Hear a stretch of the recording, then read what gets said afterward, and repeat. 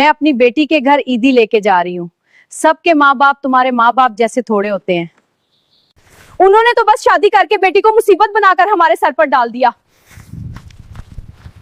आज ईद है, दिल चाहता है अपनी बेटी के घर ईदी लेकर जाएं। चलो कुछ ना कुछ मेहनत करते हैं, अल्लाह बरकत देगा। अब उठो, बहुत काम पड़ा है। हाँ लेकिन थक गए हैं। बस करो, घर पहुंचना है। हाँ जल्दी चलो। उठो बीवी, हमें ये सब ले जाना है।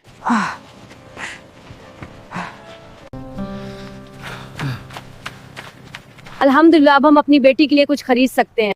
देखो जी, हमने अपनी बेटी के लिए जितना हो सका सब कुछ ले लिया। हाँ हमारी बेटी जब ये देखेगी तो बहुत खुश हो जाएगी।